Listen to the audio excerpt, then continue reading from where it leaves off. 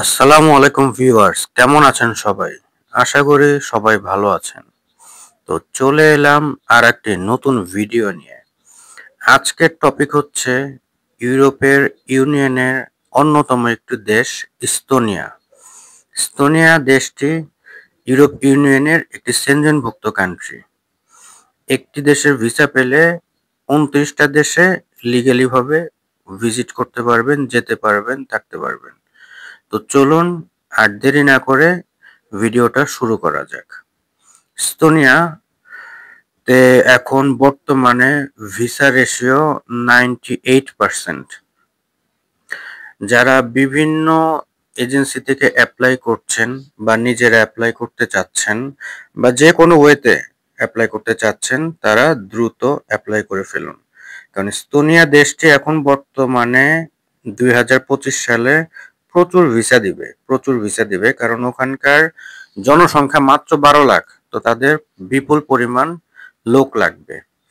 তো ইউরোপ ইউনিয়নের এই দেশের সাথে আছে লাটভিয়া, লিথুনিয়া, এক সাইডে আছে ফিনল্যান্ড, আর এক সাইডে আছে রাশিয়া। তো এটা ইউরোপ ইউনিয়নের দেশ। এস্তোনিয়াতে আহ, বর্তমানে যে হারে অ্যাপ্লিকেশন পড়ছে, তাতে দেখা যাচ্ছে যে বাংলাদেশিরা এই বাজারটি ধরতে পারবে। এখন চলুন জানা যাক যে এস্তোনিয়াতে কি কি ওয়েতে যাওয়া যায়। প্রথম হচ্ছে, 1 নাম্বার স্টুডেন্ট ভিসাতে যেতে পারবেন। 2 নাম্বার হচ্ছে ওয়ার্কিং ভিসাতে যেতে পারবেন। 3 নাম্বার হচ্ছে সিজনাল ওয়ার্কিং ভিসাতে যেতে পারবেন। 4 নাম্বার হচ্ছে ট্যুরিস্ট ভিসাতে যেতে পারবেন। 5 নাম্বার হচ্ছে আপনার বিজনেস ভিসাতে যেতে পারবেন। 6 নাম্বার হচ্ছে আপনার যদি কেউ ফ্যামিলি মেম্বার থেকে থাকে, আপনাকে ইনভাইট করে, সেক্ষেত্রেও আপনি ভিসা নিয়ে এস্তোনিয়াতে যেতে পারবেন। তো এখন বলা যায় যে এস্তোনিয়াতে আসলে চাহিদা কি কি কাজের আছে। বর্তমানে চাহিদা হচ্ছে যে আপনার আইটি সেক্টরের, কম্পিউটার সেক্টর, যেমন হচ্ছে যে আপনি যারা ফ্রিল্যান্সার, তাদের জন্য স্বর্গরাজ্য এখন এস্তোনিয়া।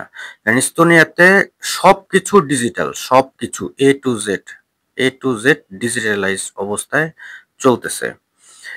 এখন হচ্ছে যে যারা বিভিন্ন জায়গায় এজেন্সির কাছে প্রতারিত হচ্ছেন ফাইল জমা দিয়ে, কেউ বলছে ভাই ইলেকট্রিশিয়ান হিসেবে নিয়ে যাবে, কেউ বলছে প্লাম্বার হিসেবে নিয়ে যাবে, কেউ ওয়েটার হিসেবে নিয়ে যাবে।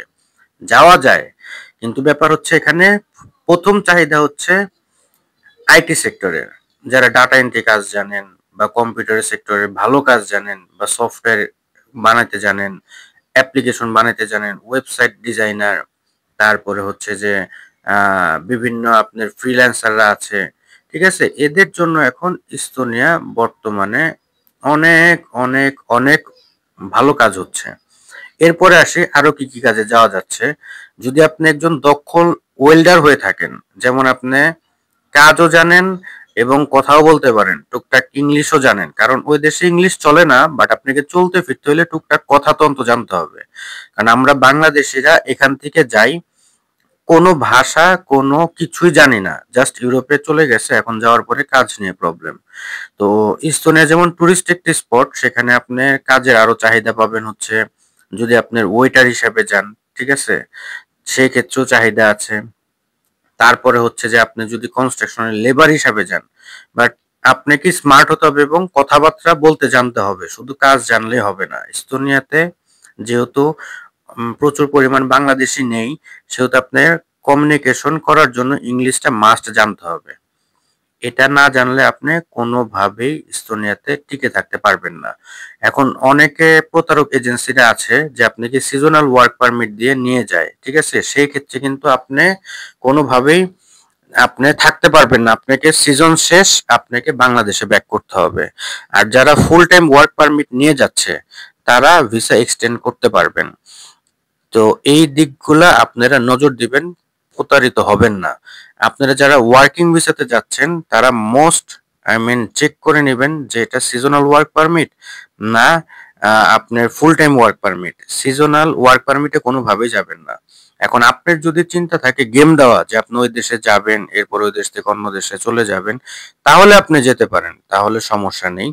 কিন্তু আপনি যদি লিগেলি ওয়ার্কিং করতে চান, কারণ আপনি যারা আইটি সেক্টরে কাজ করতেছে, যারা ওয়েল্ডার হিসাবে কাজ করতেছে, প্লাম্বার হিসাবে কাজ করতেছে, ইলেকট্রিশিয়ানে কাজ করতেছে, দক্ষ এবং ইংলিশে কথা বলতে জানে, স্মার্ট, তারা কিন্তু 2-3 হাজার 4,000 ইউরো পর্যন্ত কামাচ্ছে।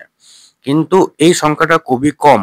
কারণ হচ্ছে যে ফরেনার ওই দেশে এতটাও দরকার পড়ে না। কারণ হচ্ছে ওদের জনসংখ্যাও কম, দেশটাও ছোট, ওদের কাজও অল্প দরকার। বাট আইটি সেক্টরে আপনার ইস্তোনিয়াতে আইটি সেক্টর থেকে পুরা ইউরোপের ভিতরে একটা টপ লিস্টে আছে। কারণ ওখান থেকে